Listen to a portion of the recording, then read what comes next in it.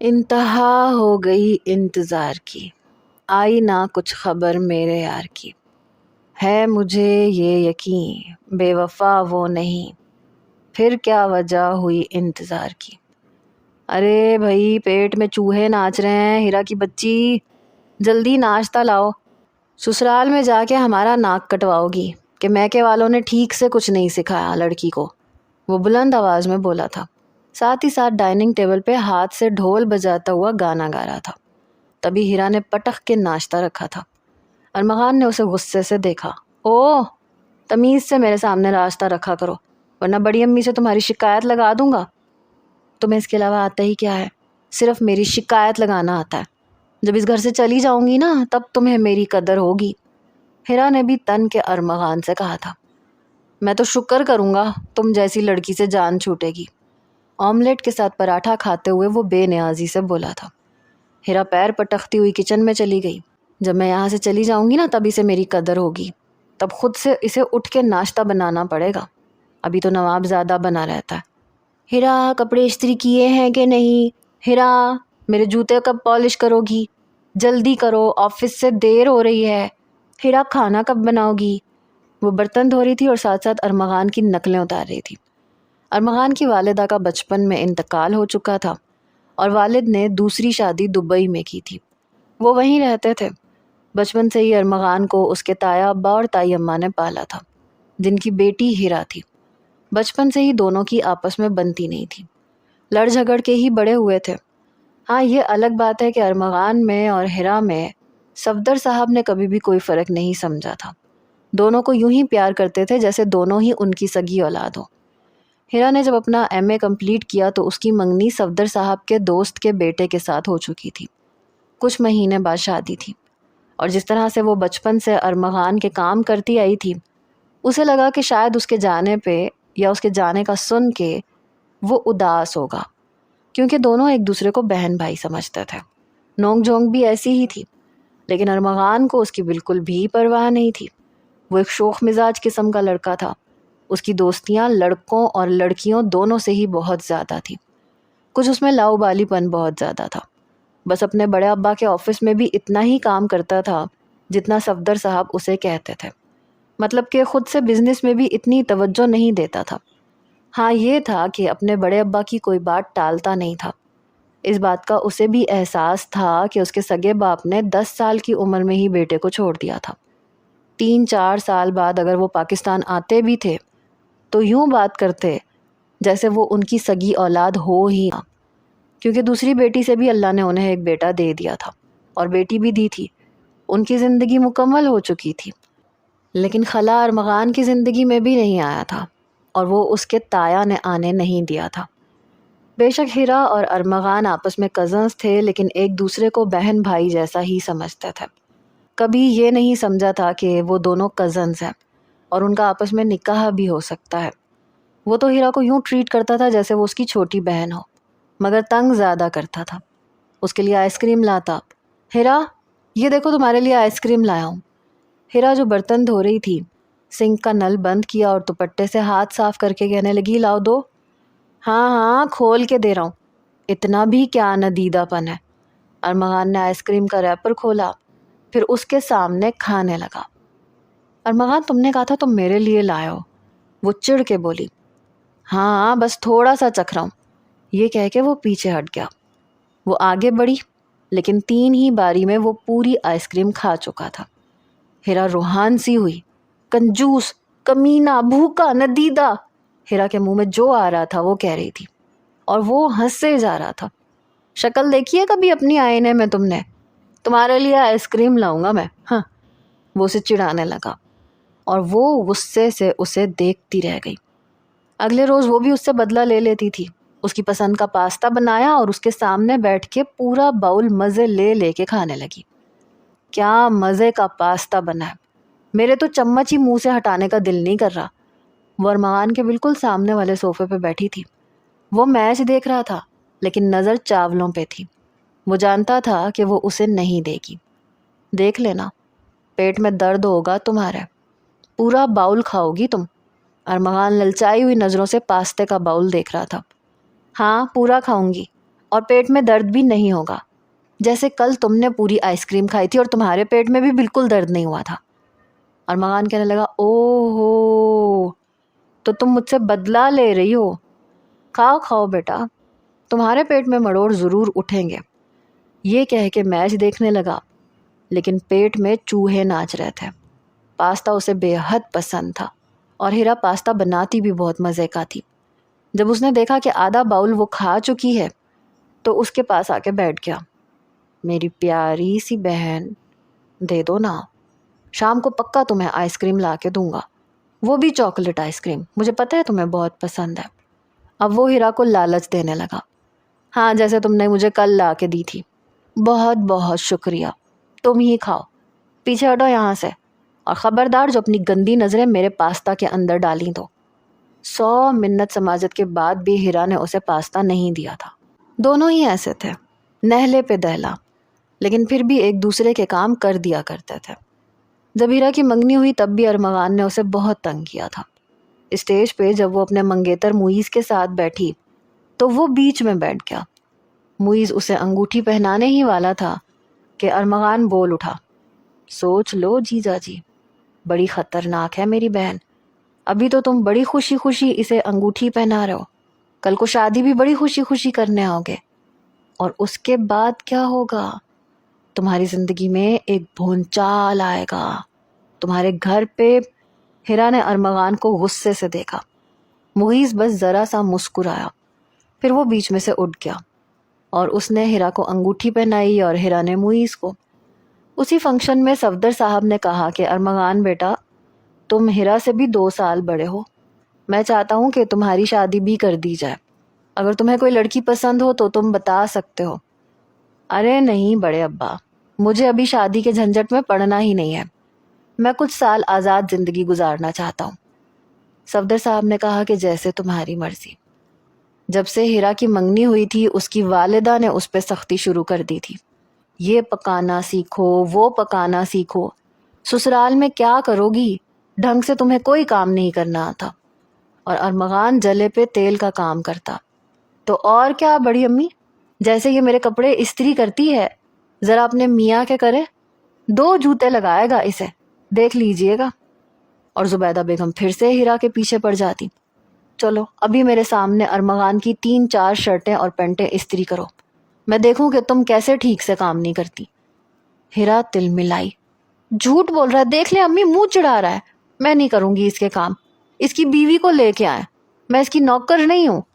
وہ رو دینے کو تھی، اور ارمغان جو زبیدہ بیگم کے پیچھے کھڑا ہیرا کو منہ چڑھا رہا تھا، جب زبیدہ بیگم نے پلٹ کے دیکھا تو بالکل منہ سیدھا کر لیتا۔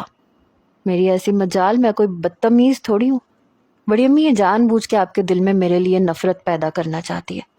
ارے جلدی سے اس کی شادی کر کے رخصت کریں اسے، جب سسرال سے شکایتیں آئیں گی تب آپ کو پتہ چلے گا کہ میں کتنا سچا ہوں اور یہ کتنی جھوٹی ہے۔ زبیدہ بیگم پھر سے ہیرا کو غصے سے دیکھنے لگی، چلو چلو استری کرو، میں دیکھتی ہوں تمہیں، بہانے بنانے تمہیں بہت آتے ہیں۔ اس کی یہ حالت تھی کہ ابھی رو دے گی۔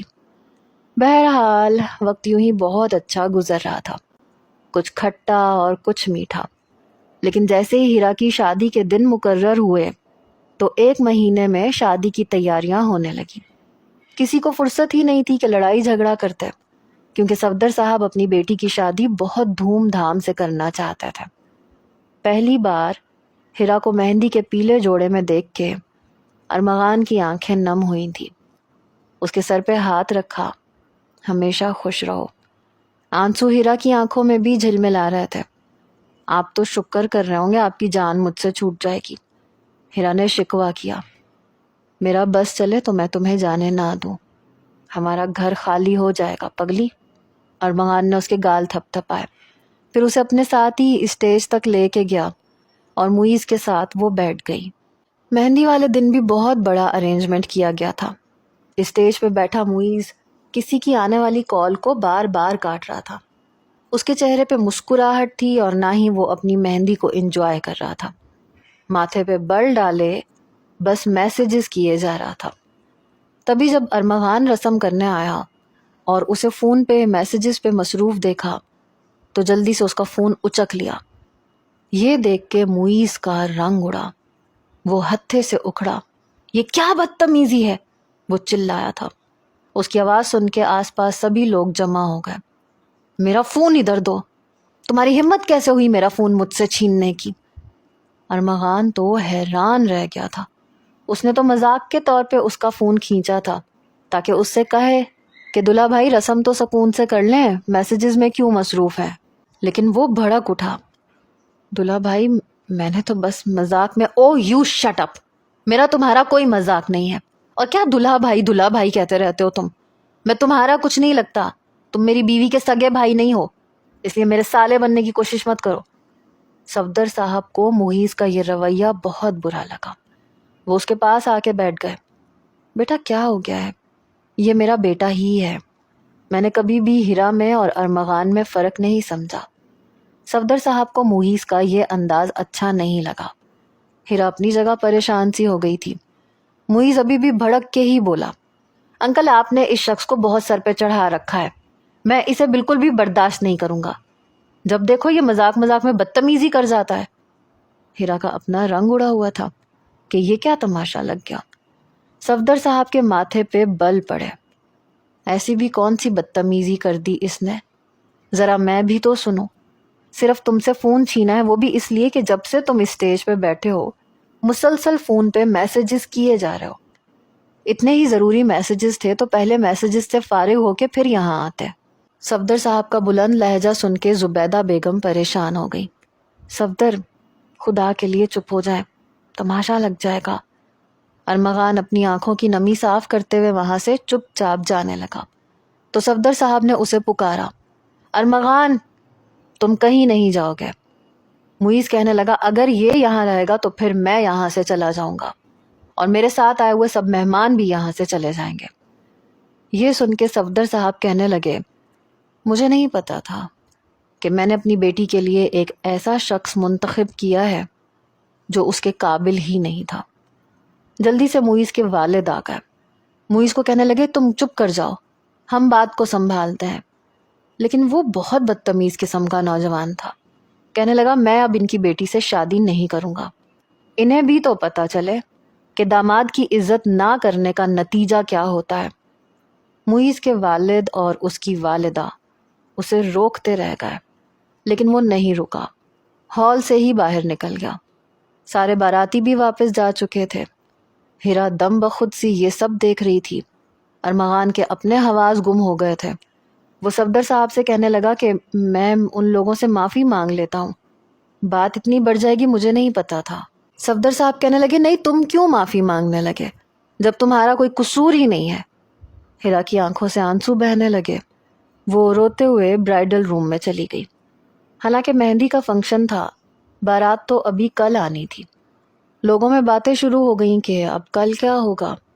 کئی لوگوں نے تو صفدر صاحب سے یہ تک پوچھ لیا کہ کل کا دعوت نامہ کیا کینسل ہو گیا ہے۔ زبیدہ بیگم کا ایک رنگ آ کے گزرا، پل میں کیا سے کیا ہو گیا تھا، اور ارمغان کو لگ رہا تھا کہ سارا قصور اسی کا ہے۔ بڑے ابا سب کچھ میری وجہ سے ہو گیا۔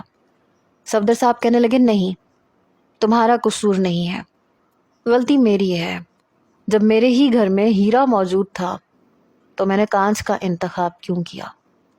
جب سب مہمان یہ پوچھ رہے تھے کہ اب کل کا کیا پروگرام ہے، لڑکا تو جس انداز سے گیا ہے لگتا نہیں ہے کہ بارات لے کے آئے گا، تو صفدر صاحب کہنے لگے کہ کل میری بیٹی کی بارات آئے گی اور ہیرا سے نکاح کرے گا میرا بھتیجا ارمغان۔ یہ سن کے ارمغان نے حیرت سے صفدر صاحب کو دیکھا اور اندر کمرے میں بیٹھی ہیرا کے بہتے ہوئے آنسو تھمے۔ ارمغان، میں کیسے اس سے شادی کر سکتی ہوں؟ نہیں میں اس سے شادی نہیں کر سکتی۔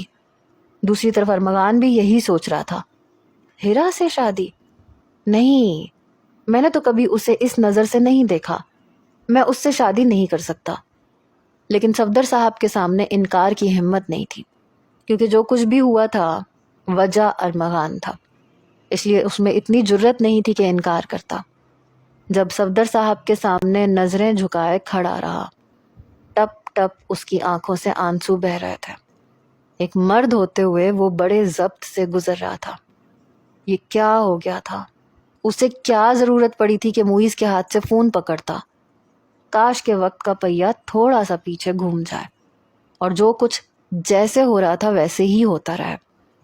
وہ کیسے ایک ایسی لڑکی سے شادی کر سکتا تھا جسے وہ ہمیشہ اپنی چھوٹی بہن سمجھتا تھا؟ دوسری طرف ہیرا کا تو گھٹن کے مارے سانس رکنے لگا تھا۔ میں نہیں کر سکتی ارمغان سے شادی۔ بچپن سے بابا نے یہ کہا کہ یہ تمہارا بڑا بھائی ہے، کیا کوئی بڑے بھائی سے شادی کرتا ہے؟ میں نہیں کر سکتی۔ میں معیز سے بات کروں گی، اسے فون کروں گی، اس کی منت سماجت کروں گی۔ بابا کو اتنا جذباتی فیصلہ نہیں کرنا چاہیے۔ وہ بھی اپنی جگہ روئے جا رہی تھی۔ جب صفدر صاحب کی بات سن کے سب مہمان آپس میں کھسر پھسر کرتے ہوئے وہاں سے چلے گئے۔ زبیدہ بیگم ابھی بھی حیرت سے اپنے شوہر کو دیکھ رہی تھی۔ صفدر، یہ آپ نے کیا فیصلہ کیا؟ دونوں بچوں کے مزاج نہیں ملتے اور دونوں نے بچپن سے ایک دوسرے کو بہن بھائی سمجھا ہے۔ صفدر صاحب کہنے لگے کہ لیکن ہیں تو نہیں نا، جب وہ دونوں بہن بھائی نہیں ہیں تو ان کا نکاح ہو سکتا ہے، اور کل دونوں کا نکاح ہوگا۔ یہ تو شکر ہے کہ آج ہی مجھے اس لڑکے کے بارے میں پتہ چل گیا، اس کی اصلیت نظر آ گئی۔ کل کو وہ ہماری بیٹی کے ساتھ پتہ نہیں کیا سلوک کرتا، اور ارمغان ایسا نہیں ہے۔ یہ کہتے ہوئے انہوں نے ارمغان کے کندھے پہ ہاتھ رکھا۔ مجھے پتا ہے میرا بھتیجا میری عزت ضرور رکھے گا۔ ارمغان تو یوں تھا کہ بول ہی نہیں سکتا تھا۔ ساری زندگی تایا نے اسے اپنے بیٹے کی طرح سمجھا تھا، لیکن اس کے بدلے میں جو قربانی وہ اس سے چاہ رہے تھے، اس کا دماغ کام نہیں کر رہا تھا۔ سب لوگ اپنے اپنے گھر چلے گئے۔ صفدر صاحب خود برائیڈل روم میں گئے، ہیرا کے آنسو صاف کیے، اسے اپنے ساتھ لگایا۔ چلو میرے ساتھ گھر۔ وہ بھی گمسم اپنے باپ کے ساتھ باہر گاڑی تک آئی۔ ڈرائیونگ سیٹ پہ اپنی آنکھیں مسلتا ہوا ارمغان بیٹھا تھا۔ پچھلی نشست پہ زبیدہ بیگم کے ساتھ ہیرا بیٹھ گئی۔ فرنٹ ڈور کھول کے صفدر صاحب بیٹھے۔ پہلی بار ایسا ہوا کہ ارمغان نے نظریں تک اٹھا کے ہیرا کی طرف نہیں دیکھا۔ عجیب سچویشن میں دونوں پھنس چکے تھے۔ بے شک بہن بھائی نہیں تھے، لیکن بچپن سے دماغ میں یہ بات بیٹھی ہوئی تھی۔ ایک دم سے قسمت یہ پلٹا کھائے گی، دونوں کو ہی نہیں پتا تھا۔ وہ سسکیوں سے رو رہی تھی اور زبیدہ بیگم کے کندھے پہ سر رکھے روئے جا رہی تھی۔ وہ اسے چپ کروا رہی تھی۔ گھر پہنچ کے سبھی اپنے اپنے کمروں میں چلے گئے۔ پوری رات ارمغان اور ہیرا بھی اپنے اپنے کمروں میں آنکھوں میں گزار چکے تھے۔ نہ تو ہیرا میں اتنی ہمت تھی کہ باپ سے انکار کر سکتی، اور ارمغان کا تو سوال ہی پیدا نہیں ہوتا تھا۔ اگلے روز صفدر صاحب خود دوپہر 12 بجے ارمغان کو اپنے ساتھ بوتیک پہ لے کے گئے اور 1 گھنٹے کے اندر اندر اس کا بارات کا سوٹ تیار کروایا۔ ارمغان چپ چاپ کسی بت کی طرح وہ سب کر رہا تھا جو صفدر صاحب اس سے کہہ رہے تھے۔ دوسری طرف ہیرا کا رو رو کے برا حال تھا، لیکن پھر بھی اسے پارلر جانا پڑا، دلہن بھی بننا پڑا۔ پچھلے چند ماہ سے معیز کے ساتھ اس کی منگنی تھی۔ بے شک اس نے کبھی فون پہ بات نہیں کی تھی، کیونکہ صفدر صاحب کو یہ سب کچھ پسند نہیں تھا، لیکن دل میں بہت کچھ سوچا تھا۔ یہ نہیں پتا تھا کہ قسمت اس کے ساتھ ایک الگ سا ہی کھیل کھیل جائے گی۔ بہرحال رات کو بارات پہ مہمان آئے تھے، مگر نہ دلہن کے چہرے پہ مسکراہٹ تھی اور نہ دلہے کے چہرے پہ رونق۔ دونوں اسٹیج پہ بیٹھے تھے، لیکن ایک دوسرے سے مخالف سمت اپنا رخ کیے ہوئے تھے۔ مولانا صاحب نے نکاح پڑھانا شروع کیا۔ بڑی خاموشی سے دونوں کا نکاح ہوا، اور پھر فوٹوگرافر کے کہنے پہ دونوں کو ایک دوسرے کے ساتھ بیٹھنا پڑا۔ ارے دلہے صاحب، ذرا چہرہ تو دلہن کی طرف کرے نا، ایسے لگ رہا ہے جیسے آپ نے جھگڑا کیا ہوا ہے۔ آپ کا منہ مغرب کی طرف ہے اور ان کا مشرق کی طرف، تصویریں کیسے اچھی آئیں گی؟ ارمغان کا جی چاہا کہ سامنے کھڑے کیمرہ مین کا منہ توڑ دے یا اس کے ہاتھ میں پکڑا کیمرہ اٹھا کے پھینک دے۔ یہاں زندگی داؤ پہ لگ گئی اور اسے تصویروں کی پڑی ہے۔ ایسا ہی کچھ دل ہیرا کا بھی چاہ رہا تھا۔ بڑی کینہ توز نظروں سے وہ سامنے کھڑے فوٹوگرافر کو دیکھ رہی تھی۔ جیسے تیسے تصاویر کھنچوائی گئی، پھر جلدی سے رخصتی بھی ہو گئی۔ جس گھر سے وہ رخصت ہو کے گئی تھی واپس اسی گھر میں آ گئی، لیکن بس کمرہ بدل چکا تھا۔ وہ اپنے کمرے کے بجائے اسے ارمغان کے کمرے میں بٹھا دیا گیا، لیکن وہ اندر نہیں گیا۔ اسے اپنا آپ بڑا عجیب لگ رہا تھا۔ وہ تو ہیرا سے نظریں ملانے کے قابل بھی نہیں رہا تھا۔ صفدر صاحب اور زبیدہ بیگم اس کے ہاتھ میں رونمائی کی مخملی ڈبیا رکھ کے اپنے کمرے میں چلے گئے۔ وہ اوپر کا زینہ چڑھ کے اوپر کے لاؤنج کے صوفے پہ بیٹھ گیا۔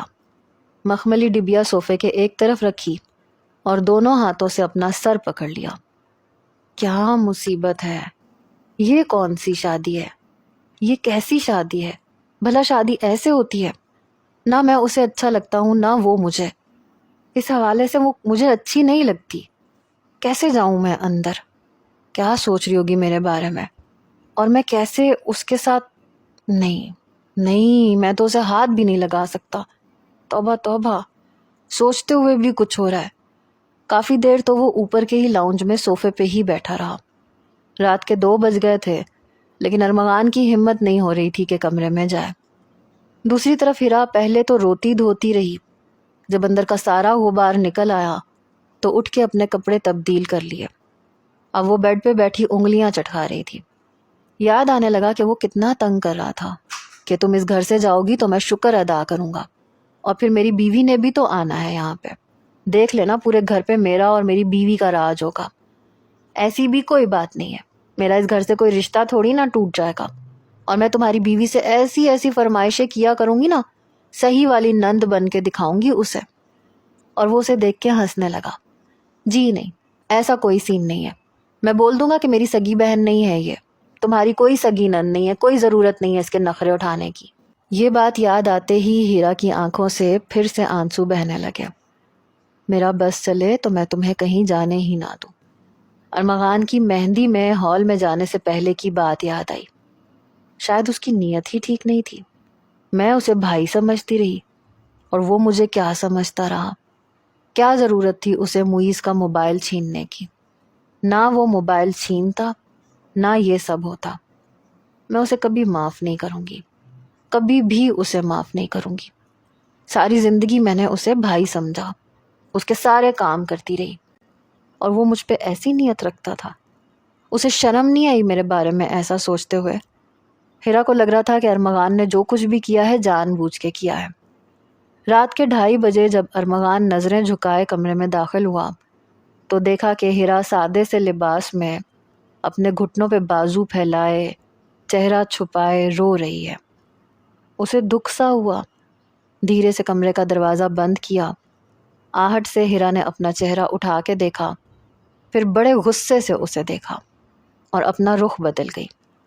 ارمغان دھیرے دھیرے چلتا ہوا اس کے پاس آیا، بیڈ کے بالکل کونے پہ جا کے بیٹھ گیا۔ مخملی ڈبیا اس نے بیڈ پہ رکھ دی۔ ہیرا، آئی ایم سوری، مجھے نہیں پتا تھا کہ… شٹ اپ، تمہیں سب کچھ پتا تھا، میں تمہیں بھائی سمجھتی رہی اور تم مجھ پہ گندی نظر رکھتے تھے۔ یہ سن کے ارمغان نے برجستہ اس کی طرف دیکھا اور بڑی حیرت سے دیکھا۔ تم نے سوچے سمجھے پلان کے مطابق یہ سب کچھ کیا ہے، میرا رشتہ توڑوایا تاکہ میں تمہاری بیوی بن جاؤں، ساری زندگی تمہارے کام کروں، نخرے اٹھاؤں۔ ارمغان یاد رکھنا، میں ایسا کچھ نہیں کروں گی۔ یہ مت سمجھنا کہ آج کی رات تم مجھ سے کوئی فائدہ اٹھا لو گے۔ یہ سننا تھا کہ ارمغان کے تن بدن میں آگ لگی۔ اسے اندازہ نہیں تھا کہ وہ سارا الزام اس پہ لگا دے گی۔ اپنی بکواس بند کرو، میں نے آج تک کبھی تمہیں اس نظر سے نہیں دیکھا۔ مجھے نہیں پتا تھا کہ میرا ذرا سا مذاق کب بتنگڑ بن جائے گا، اور تمہارا وہ معیز، اس میں ذرا بھی برداشت نہیں ہوگی۔ وہ شادی چھوڑ کے دفع ہو جائے گا اور میرے سر پہ ہیرا نامی مصیبت ڈال دے گا۔ وہ بھی غصے سے چلایا۔ ابھی تک جو اسے ہیرا سے ہمدردی محسوس ہو رہی تھی پل میں ختم ہوئی۔ ہیرا کا رویہ بھی جارحانہ ہوا۔ زبان سنبھال کے بات کرو ورنہ میں سر پھاڑ دوں گی تمہارا۔ ہیرا نے سائڈ ٹیبل پہ رکھا گلدان پکڑ لیا، آنکھیں غصے سے سرخ تھیں۔ ارمغان بھی تپ کے رہ گیا۔ تم میرا سر پھاڑو گی؟ اچھا چلو پھر پھاڑ کے دکھاؤ۔ وہ بھی تن کے کھڑا ہو گیا۔ ہیرا رونے لگی۔ تم نے میرے ساتھ اچھا نہیں کیا، یو فول، میری زندگی برباد کر دی۔ اسی دوران دیکھ کے اسے ارمغان نے پھر سے اپنی صفائی دینی چاہی۔ میں تمہیں سچ کہہ رہا ہوں، میرا ایسا کوئی ارادہ نہیں تھا۔ میں خود بھی سمجھ میں نہیں پا رہا ہوں کہ یہ سب ہوا کیا ہے اور کیوں ہوا ہے۔ ایک سے ایک لڑکی سے میری دوستی تھی، سب کی سب خوبصورت اور تمیزدار، اور مرتی تھی مجھ پہ۔ مجھے کیا پتا تھا میری قسمت میں تم لکھی گئی ہو۔ جسے میں نے کبھی نہ اس نظر سے دیکھا نہ سوچا. ایسی بدتمیز لڑکیوں سے تو میں نے کبھی آج تک افیئر نہیں چلایا. اور شادی؟ ہیرا اس کی بات سن کے اسے غصے سے دیکھ رہی تھی. ہاں تو کر لیتے نا ان سے شادی جن کے ساتھ تم نے افیئر چلایا تھا. میری زندگی کیوں برباد کی؟ وہ روئی جا رہی تھی. زندگی تمہاری نہیں، زندگی میری برباد ہوئی ہے. ایک سے ایک خوبصورت لڑکی تھی جس سے میں شادی کر سکتا تھا. مجھے پتا ہوتا کہ معیز کا موبائل پکڑنا مجھے اتنا مہنگا پڑے گا تو میں ہاتھ بھی نہ لگاتا. کاش کے وقت پیچھے پلٹ جائے، معیز تمہیں اپنے ساتھ لے جائے، میرے سر سے بلا ٹلے. ہیرا نے غصے سے تکیا اٹھایا اور زمین پہ پھینکا.